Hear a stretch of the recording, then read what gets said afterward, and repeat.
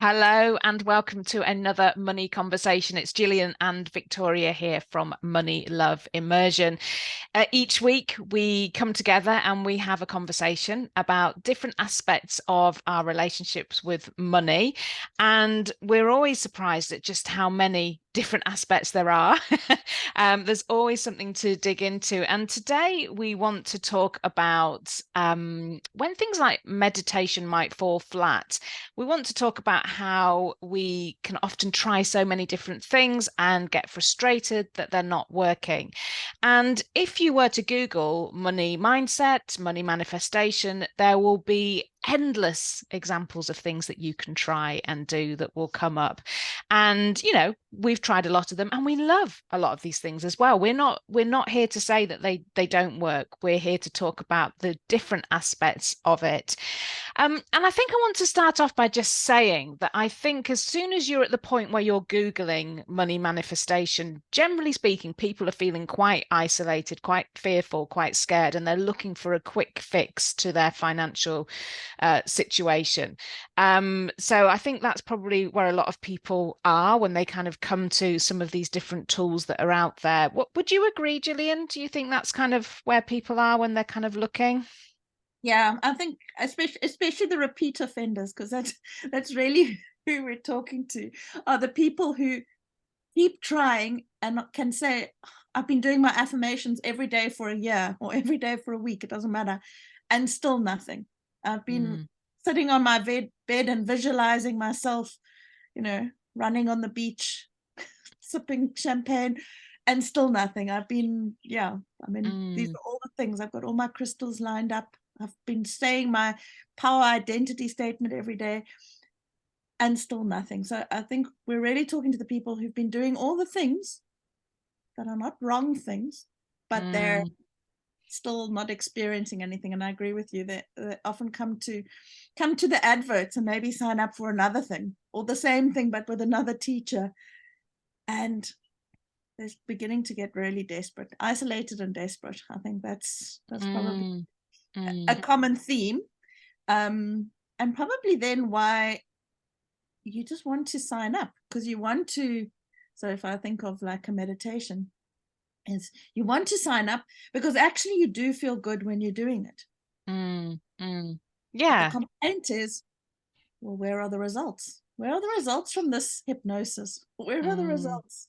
And I mm. think that's really what we want to address here, is that it can be quite addicting to just keep saying, well, I keep seeing that it works for other people, so I'm going to just keep soldiering on. But they don't really realize, well, what's why is it not working? Or not look, don't take a step back and say, well, why is this not working for me if it works Mm. for other people? Yeah, absolutely. And I think, I mean, the first sort of question that's come to me then as you were talking is, well, kind of, well, why isn't it working?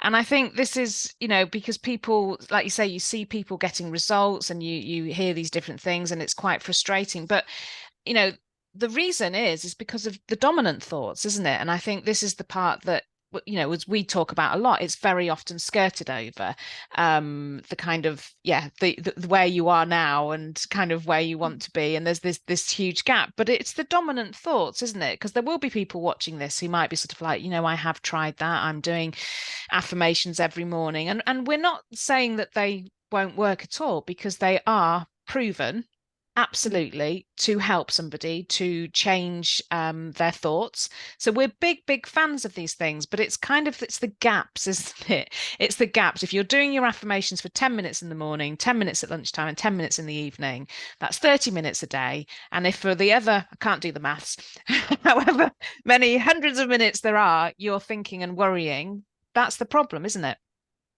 Exactly. And I mean, I often think of it, um, uh, comparing it to, say, nutrition and eating. And I mean, it's, you know, a chocolate bar is different from eating 10. And eating a carrot stick isn't going to negate if you ate 10 chocolate bars. So, and I think this is where people struggle to actually implement the change throughout their day, which is how you're going to change yourself. Mm, Um, because there, and this is where we get to our most favorite statement, because you're giving away your power to the tool. So if we take the meditations, you sit on your bed, you put on soft music, you hold your crystal in your hand, you maybe have a candle going, you've like got the mood, you relaxed, you listen to it, and yes, you can visualize exactly what's going on. But as you mentioned, those dominant thoughts, then you get up, and I don't know, the kids want this, you're late for work, you've got to run, you've got to shop, you've got to buy something, your mom calls, a whole lot of life just gets in the way. And you, because you expected that meditation to change and didn't really realize, oh, you actually need to now be able to stop yourself during the day and say, well, am I living this? Am I living this? You just, many people, we just slip straight back into, we put on our old identity, our old jacket, and get on with our day. And we just don't realize that it's a lot more persistent that we need to be during the day. Yeah, and it absolutely is, isn't it? You know, when I go back into my story, I spent, you know, years ago a good deal of time looking at things like money blocks. And, you know, you can go and, you know, have energy work done, and the money blocks can be eliminated, but they're just going to block up again, aren't they? If the programming, if your beliefs behind, you know, it's just going to take you back there. The blocks are just going to come back again. And that was something that kind of I hadn't really understood, I think, because I had given so much power to all of these different things. It was yeah, I kind of just hoped and wished that this was going to be the one thing that, you know, that meant that everything was going to change. And, you know, didn't recognize that I had a part in that. And I think that, you know, we are, I mean, sometimes we because we're so keen to get to the result, we miss these facts, don't we? Sometimes it might be that people aren't telling us or they've misadvised us, but generally speaking, we're in such a place of just really wanting the answer that it's so easy to skip over the fact that there's more to do outside of these little segments of time, isn't there? And that, yeah, we will always come back to what we know. Absolutely. And I think that's part of the, and as you say, it's not, this is generally, certainly in the groups we hang out in with some really great coaches and specialists in these different fields. This is not about what the coaches are saying. This is about our own ears, and I've done it as well. You know, the person would say, you've got to, you know, every time you catch yourself thinking XYZ, stop, pause, notice your thoughts, change it. And I was like, yeah, I'll get to that. But you don't. And until you accept that this is like an all day, if you want to change the way you think, something that has been hard coded in you for 30, 40, 50 years, a little 10-minute meditation in the morning, and that's all you do, is not going to work. It's not a lotto ticket. It's not like a little fairy godmother that's going to say, here you go. Now you shall forever be happy and wealthy and free and not have to worry about everything. It's you're an active participant in the process. Yeah, absolutely. I think we just don't pick that up, do we? Because as you were talking there, you sort of mentioned, you know, it's your own ears and it's your own actions, and this is the thing, isn't it? It's what we're doing, and that's where the power lies in all of this, isn't it? You know, it's within us. Absolutely within us, but we don't see that. And I think, you know, that's something that, yeah, we don't recognize. And there could be numerous reasons we don't. And, you know, they could be related to self-worth. It could just be that there's a desperation to get to the end, and therefore not willingness with those ears to listen and understand that. But no modality is more powerful than you. Exactly.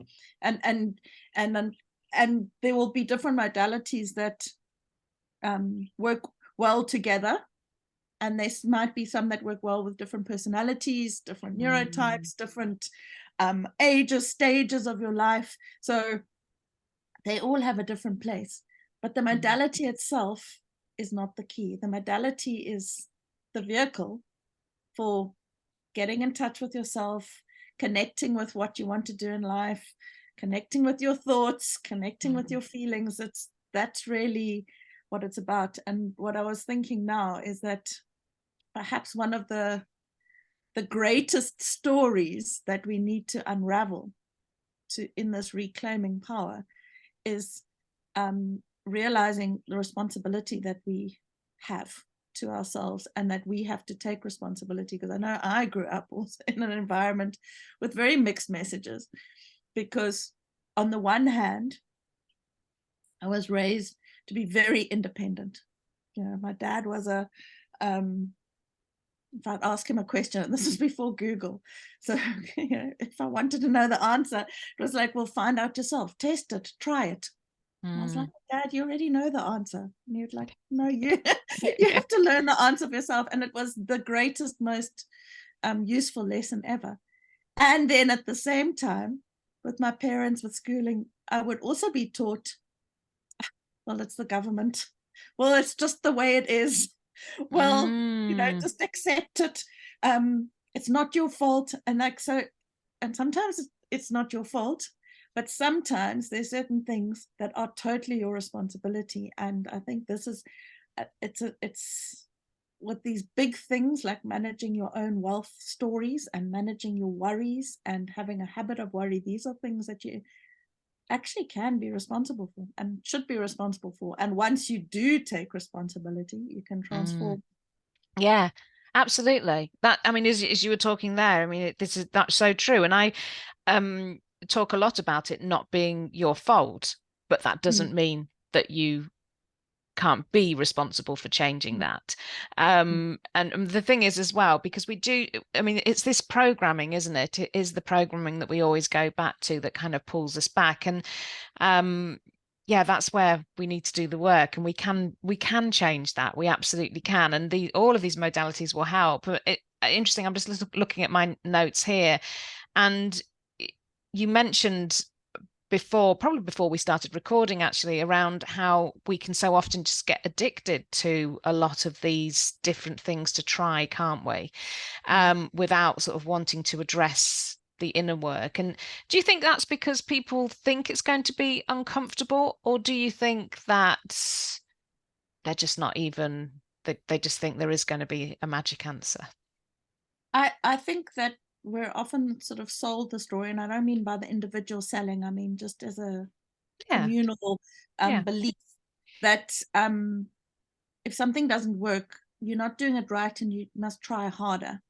So the morning meditation and self-hypnosis now, I mean, I'm a great believer in self-hypnosis as a tool, but it's part of the structure. It's like, if getting fit, if the only thing you do is your little walk, then you're gonna, I know from a fact, because I've been doing it, if all I do is walk, I get stiff hips.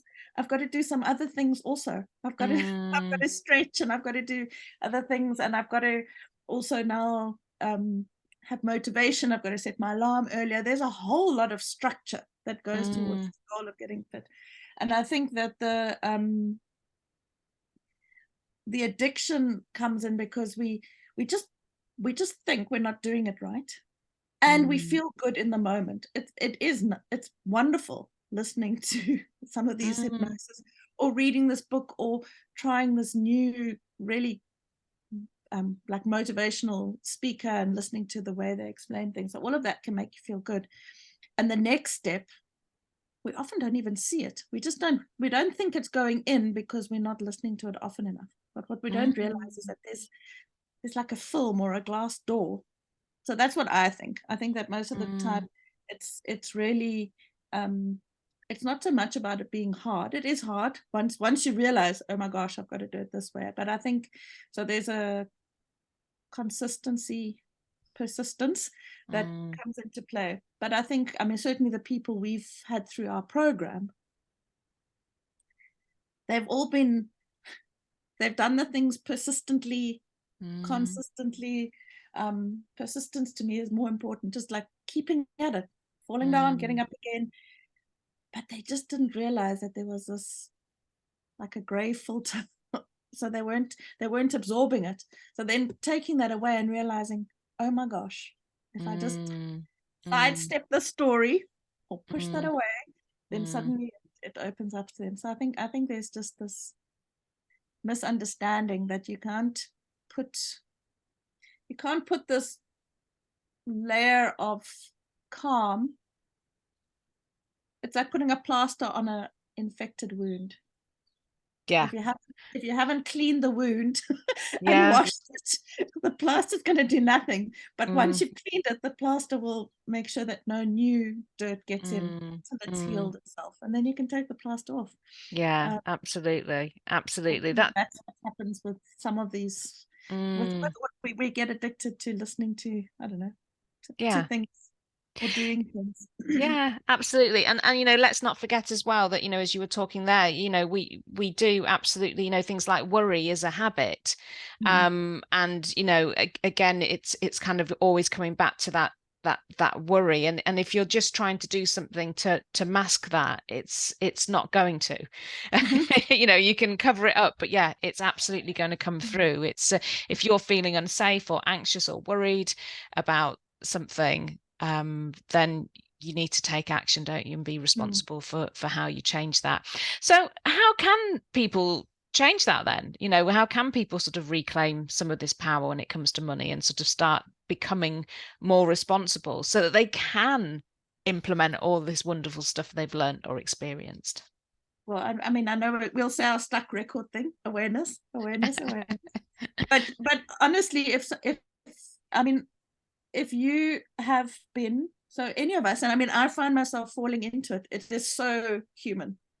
If Mm, you have a method that is supposed to work and it's not working, whatever it is, whether it's a habit tracker, whether you're listening to meditation, whether you're um, yeah, putting your trust in the full moon or the lotto tickets, or reading all the business books and it's not working, and define not working. You've been doing it for a while and it's still not working. Then stop. Just stop it.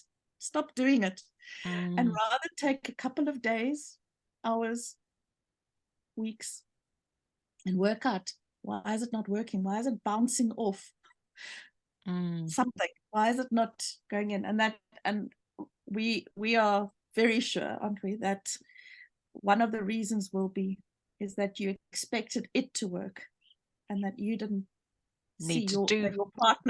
partnership in the process. So I think that's the first thing, is just stop doing it for a while, but use that same time to Mm, explore, yeah. what am I doing? If I'm doing half an hour meditation, what other half an hour am I doing during the day?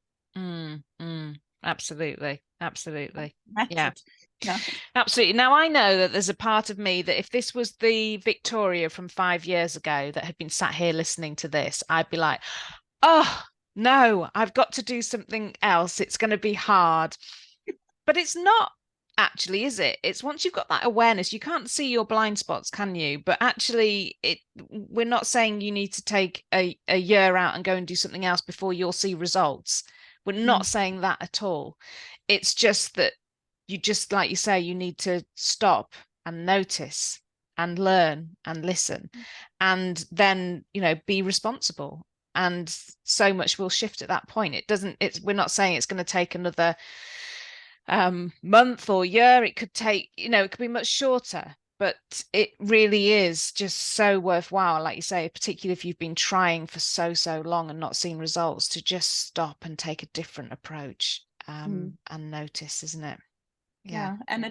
And it's kind of, I mean, the image I just got now is like, I just had this image of like someone trying to play a sport and struggling, and then someone comes along and says, you're not wearing running shoes. If you just wore these specially padded, comfortable running shoes, Yeah. and you go, oh my goodness, this is so Mm, brilliant. I can mm. now run so fast, I can stop, I can turn, I'm Yep. cushioned, I don't get sore heels. Exactly. Yeah. It's that sort of thing. It's saying, but you can still play the sport, you can still do Yeah.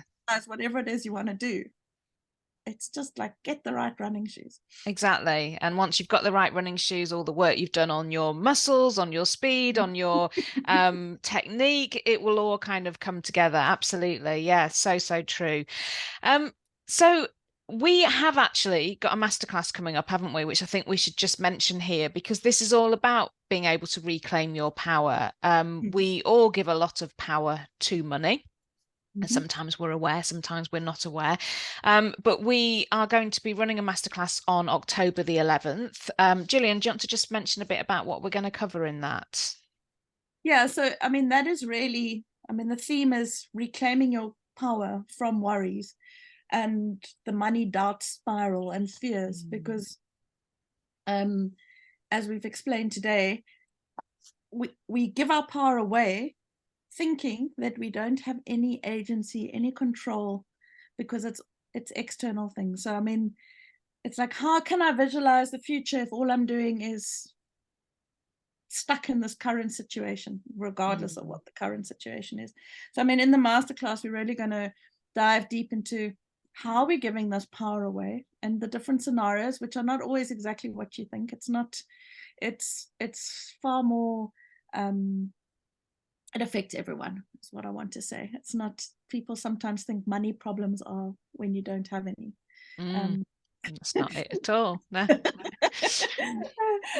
Money problems are any time when a money decision affects your decision making and stops you from doing whatever it is you want to do in your life. Whether it's spending it, saving it, investing it, raising your prices, I don't know, scaling down, selling the car instead of buying a new one, all those things. So this is about where you're giving your power away. And of course, always, what can you do about it?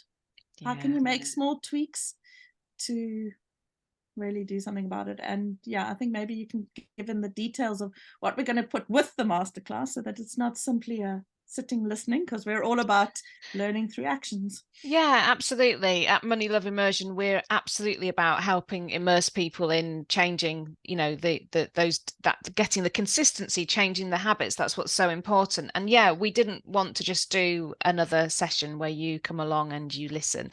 We're going to, if you're signing up for the masterclass, we're also going to follow up with some exercises that will help you to implement that learning. They're going to come out probably 24 hours after the actual session, so you can do some reflection first. And then, yeah, we're also going to be sharing a visualization exercise as well, because as we've said, we're big fans of all these different modalities as they go through. And, you know, this is just about enabling you to perhaps slow down, notice where you are, get some journaling done, notice where you are, because that's a big part of it, isn't it? Is knowing where you are with money right now. And then the visualization will be about helping you to just start opening up to new approaches as well, and just being responsible for recognizing that you too have a role in that. So if people want to register for that, we'll pop the link in our Facebook group. I'll also put the link here on YouTube as well, so that you can just register for a place on that. If you can't be at the recording, if you can't be at the masterclass, we will send you the recording. So yeah, do register anyway. But yeah, we'll be covering all of this in much more detail, and you will absolutely reclaim that power when it comes to your money. Definitely. Yes. So is there anything else we want to cover today? I think we've oh, that's great. Done a lot of ground. As always. Fabulous. Well, thank you everyone for tuning in, and we will see you soon. Take good care. Brilliant. Thank you.